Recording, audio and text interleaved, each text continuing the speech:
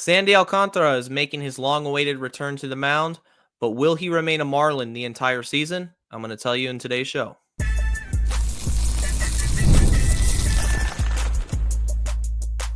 You are Locked On Marlins, your daily podcast on the Miami Marlins. Part of the Locked On Podcast Network, your team every day. Welcome into Locked On Marlins. My name is Jeremiah Geiger. You can find me on X at Jeremiah Geiger 2, and I want to thank you for making Locked On Marlins your first listen of the day, part of the Locked On Podcast Network. And go over to the YouTube channel, leave a comment below, talk to me about the Miami Marlins, anything and everything on your mind about this team. I want to hear it. On today's episode, I'm going to be talking about the return of Sandy Alcantara. Will he remain a Marlin for all of 2025? I'm going to tell you why I don't think that is the case. Also, the Miami Herald. Free agent pitchers for the Marlins, 1 to 2 starting veteran pitchers the Marlins could be looking at over the coming days. And finally, I'm going to break down the Jesus Luzardo trade. Was it good? Was it bad? What's my thoughts on that? That's all coming up in today's episode, which is brought to you by Gametime. Download the Gametime app, create an account, and use code LOCKEDONMLB for $20 off your first purchase. Bottom line up front, guys, I expect Sandy Alcantara to be traded this season. Full stop. Right there. By the trade deadline. Now, do I expect him to be traded in May? No. Because I feel that Miami wants to get as much trade value possible out of Sandy Alcantara. Coming off of Tommy John surgery, he hasn't pitched since 2023. You remember the postseason run. He didn't pitch in the postseason in the 2 games they played against the Phillies. He was kind of dealing with injury all season. It finally caught up to him. And he ends up getting Tommy John, misses the entirety of 2024, but is now making his opening day start. He's coming back into the Marlins rotation, reestablishing himself as the ace, going to be starting opening day against Paul Skeens, which is a really fantastic pitching matchup if you think about it. The young phenom starting pitcher for the Pirates, arguably the best pitcher in all of baseball, certainly one of the most exciting faces of the game today, against the veteran Sandy Alcantara, former Cy Young winner, coming off an injury. It's going to be a great matchup opening day at Lone Depot Park. But I think this is the last opening day start Sandy ever makes in a Marlins uniform. With the contract he has 3 years left on his current contract. The money is starting to ramp up. This year, he's making $17 million. That's a lot for one player, considering the state of the Marlins franchise right now. The year after, 2026, another $17 million. And in the final year of the contract, it's a club option right there, $21 million. The money is starting to ramp up. And I get that people love Sandy. I get that he is a beloved athlete in Miami and on the Marlins. But do you really expect the Marlins to be content with paying that money for a pitcher who in his prime is not even going to be on a contending team? Because I don't believe the Marlins will be good this year. I have a hard time seeing them make the playoffs in 2026. And by that point, you will have wasted 2 prime years of control for Sandy, when there are a ton of teams out there who will give an absolute haul to acquire him. We saw what the Marlins did with Jesus Luzardo. More on that later.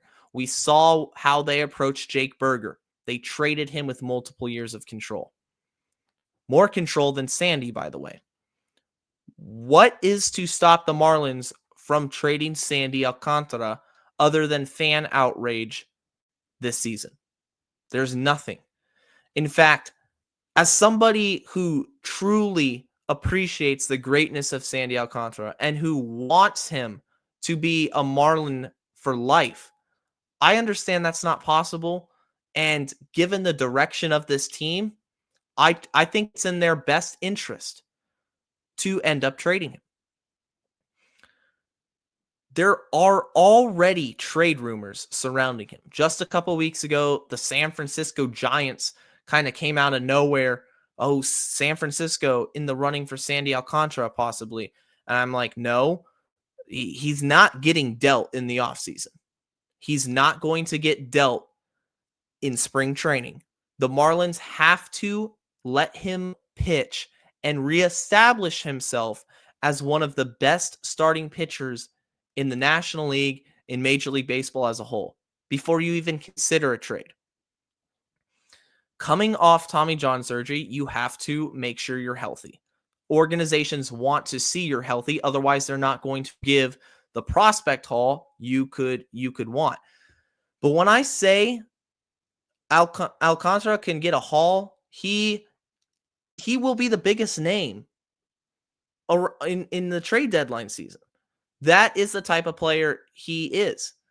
Multiple years of control, Cy Young winner, ace caliber stuff.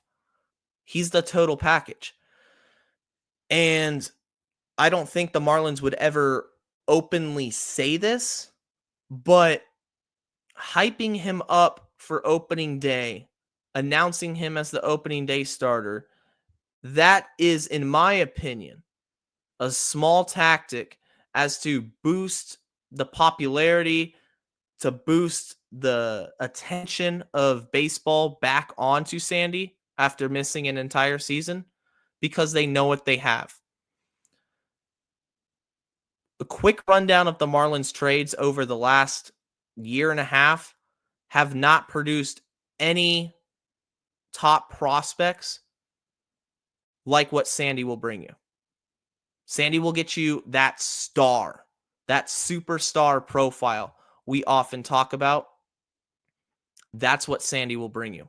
I think he'll be gone at the deadline, and that's why I'm going to try my best to enjoy every single start that I get to see from Sandy Alcantara.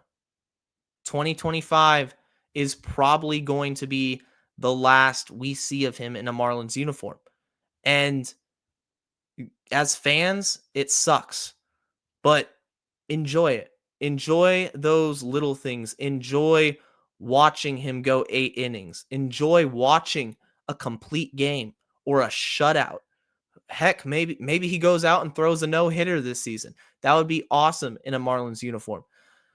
He truly is a special player. He is a special pitcher, and I'm going to be rooting for him like crazy, whether he's in a Marlins uniform or not.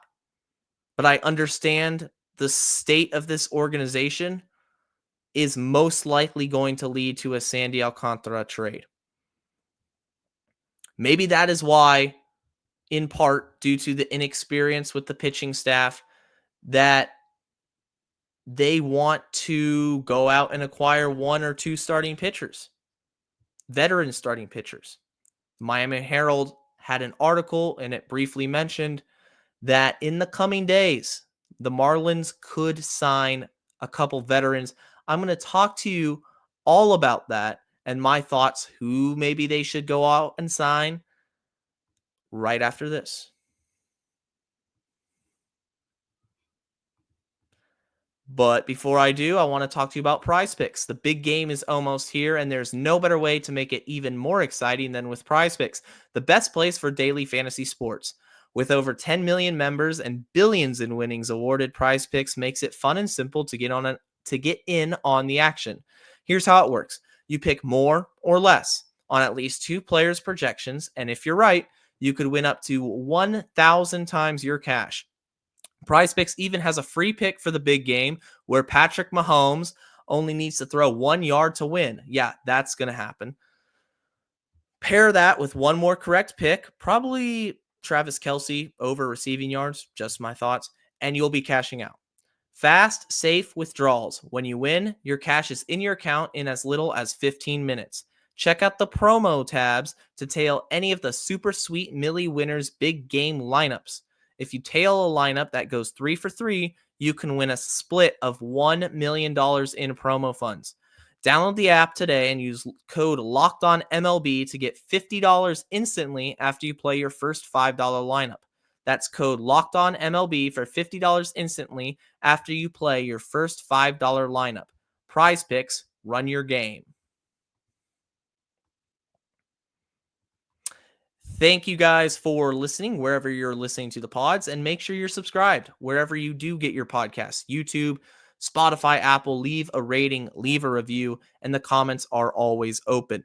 So this article from the Miami Herald suggests that the Marlins could, in the coming days, it's not a guarantee, and it wasn't a quote from Peter Bendix, but they could go after 1 to 2 veteran starters.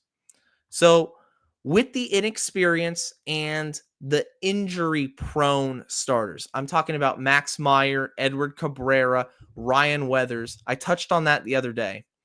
It seemed like a fit that the Marlins could go out and sign an innings eater. That's kind of the match made in heaven for a rebuilding club, young pitchers.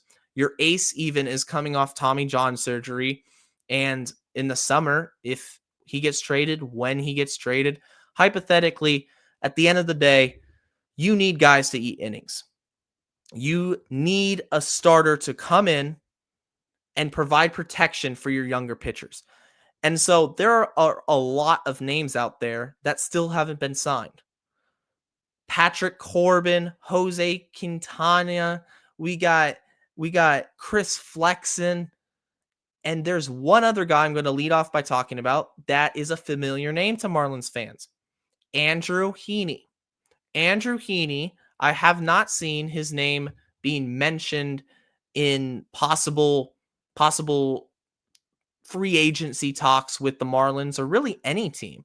But Andrew Heaney is coming off a season in which he started 31 games, 160 innings, averaged just about a strikeout an inning. The ERA wasn't great, but it wasn't terrible, 4.28. Coming off that season with Texas, he's still a free agent. If you remember, Andrew Heaney started off his career as a Miami Marlin back when they had the orange jerseys and the big bold M with the fish and the Jeffrey Loria days. A lot of you don't like those days. That is when I started to become a fan, was during the orange jersey days. So Andrew Heaney did start off his career as a Marlin. Of course, he goes to the Angels later, and finishing up last season with Texas. The year before also, if I'm not mistaken, he was a World Series champion. So the point being, Andrew Heaney is a perfect guy who can come in for cheap, maybe a 1-year prove-it deal, and eat innings. Worst comes to worst, it doesn't work out, you cut your losses. Best case scenario, he provides 2 things: protection for the young starters. So, for example, when I say protection, Max Meyer doesn't have to carry the load when he's not fully healthy. Or Edward Cabrera is struggling with walks. You can afford to send him down because you have a veteran who can pick up the pace.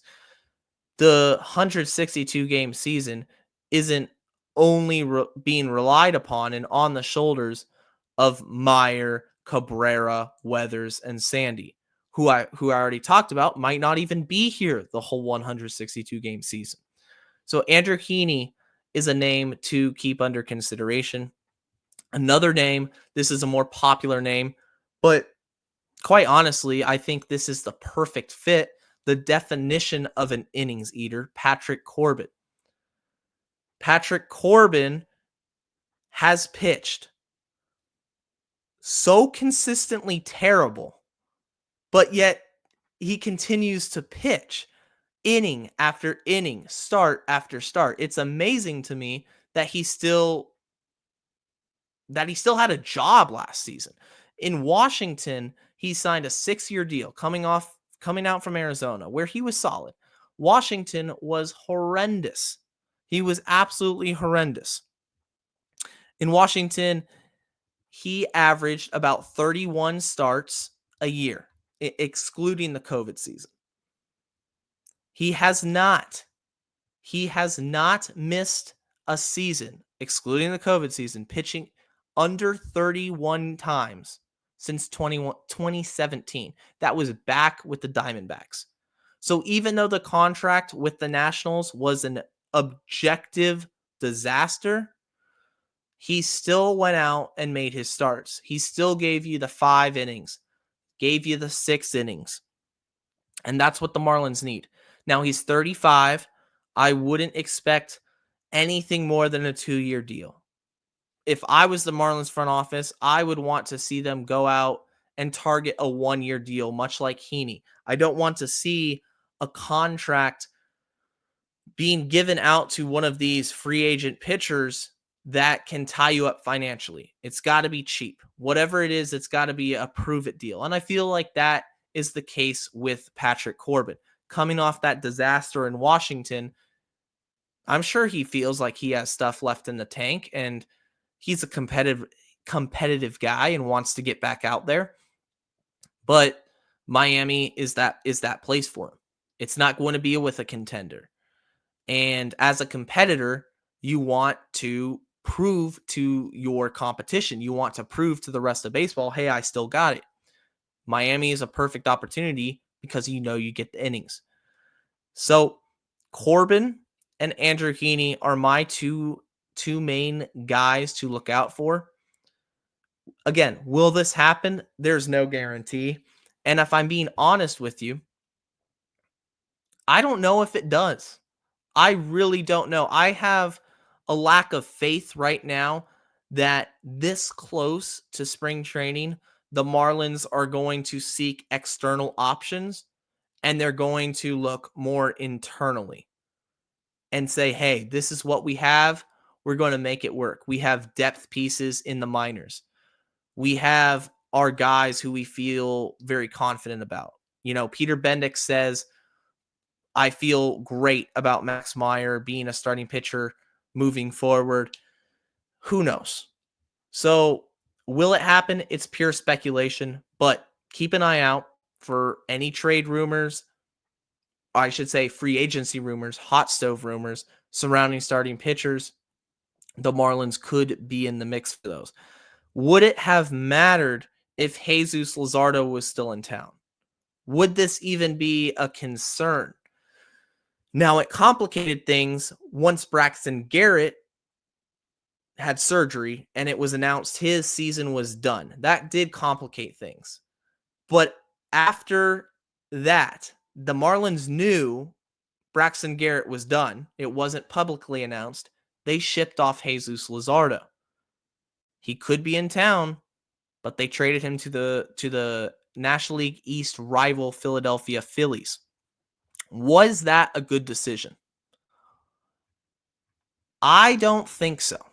I think the timing was bad, and honestly, they could have really screwed up. I'm going to tell you why right after this.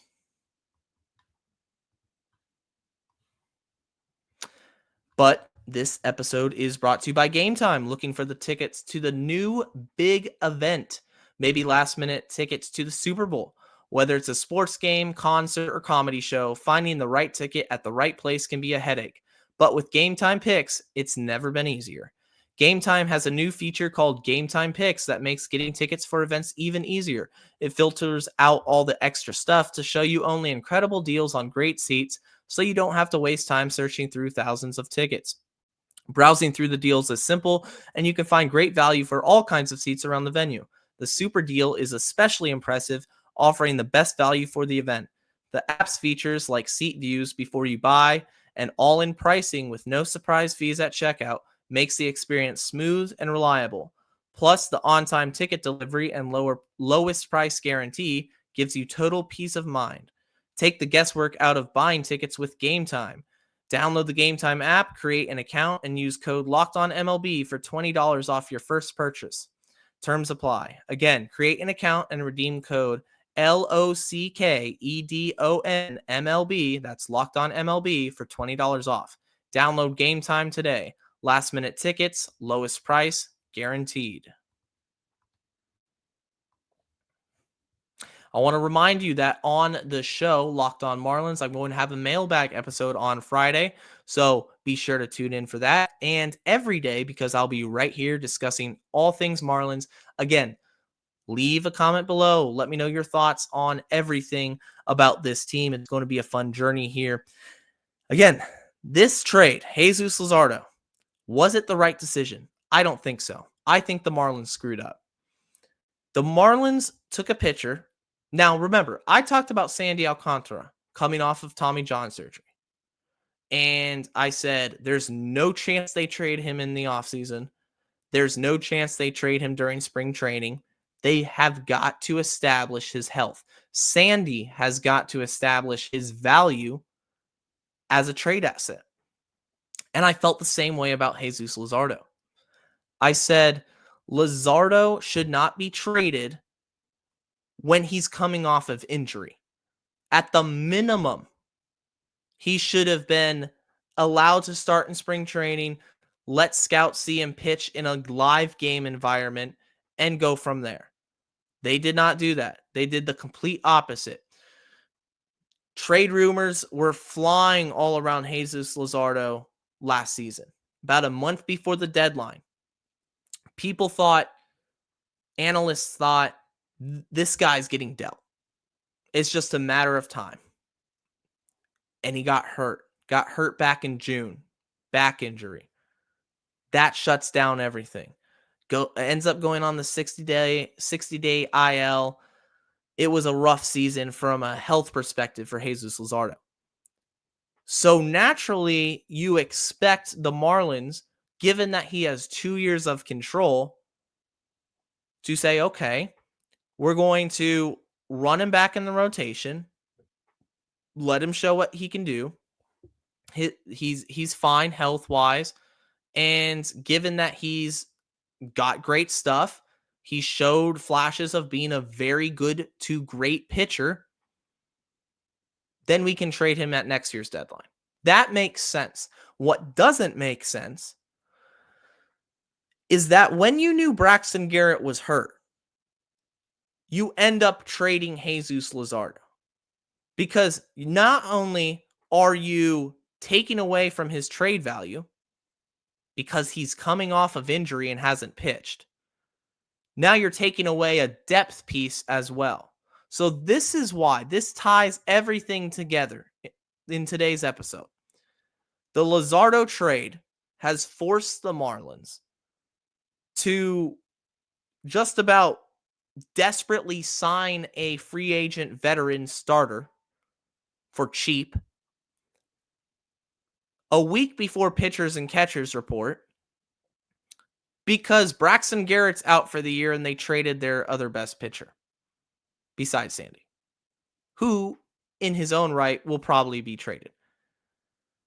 Yikes. Why did they do that? Why? I don't understand why Luzardo got traded in the winter. There's the argument, and I understand it. Well, you don't know if the health concerns will flare up again. Yes, that's true, but here's the thing.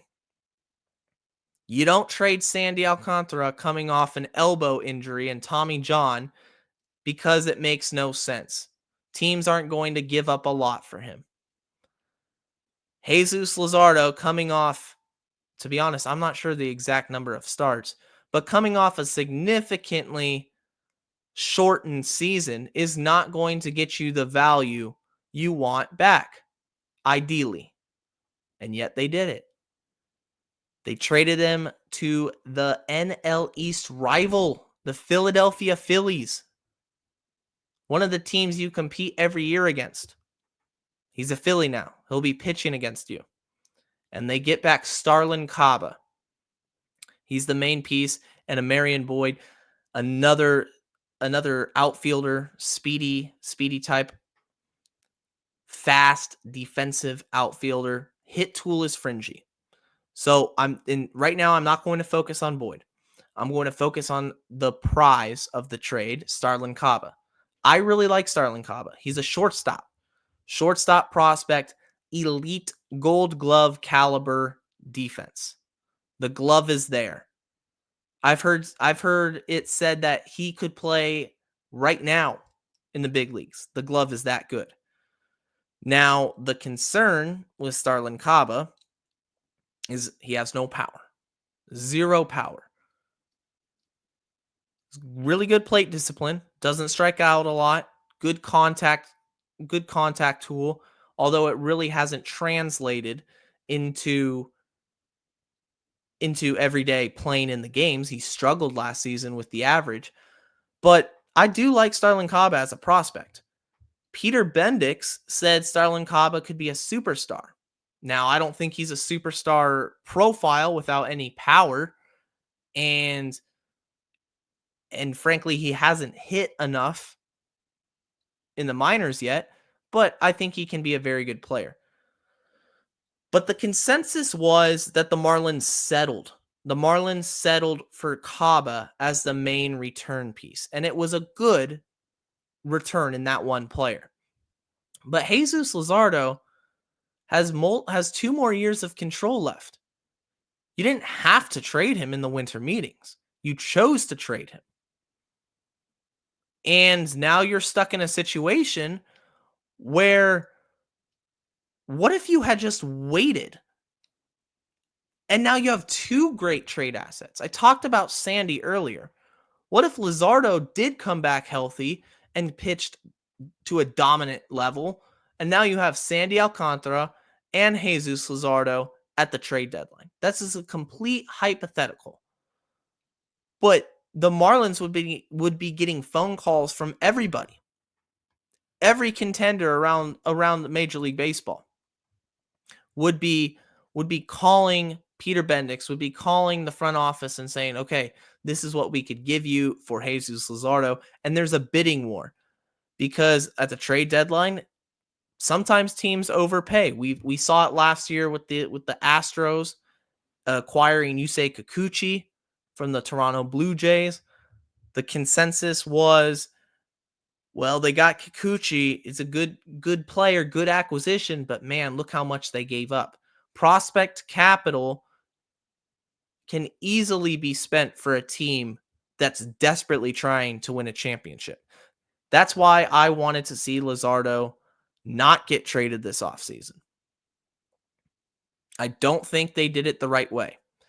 Here's what I've said about the way the Marlins have approached this rebuild is I have questions sometimes about the execution of the trades.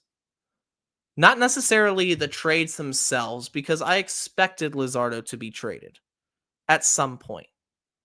So it's not me saying, oh, I wish Jesus Luzardo could have been a Marlin for life. There's a business aspect out of it. But the timing to trade Jesus Luzardo with the Braxton Garrett injury, the inexperience of the starting pitchers, and at the bottom line, the fact that you could get more from Luzardo if you had waited, is something that I'm going to question. Unfortunately, maybe it is fortunate that I don't run the show, but I'm going to be here talking about it and giving you my opinion. Let me know your thoughts. Was the Jesus Luzardo trade justified after they knew the Braxton Garrett injury news? Was it justified? Are you happy with the return? Do you think they should have gotten more? I like Caba. Drop a comment if you like Starlin Caba, because I do. But I think the Marlins could and should have gotten more players, a better prospect maybe, if they had waited. Anyway, guys, that's going to do it for today's Locked On Marlins. I appreciate you guys listening. I cannot wait to keep up with these podcasts and recording. Give me your thoughts. Hit me up. It's going to be a fun season. Pitchers and catchers report in a week. Can you believe it? The season is just about here. It's going to be awesome. Thank you. Stay safe. And until then, let's go fish.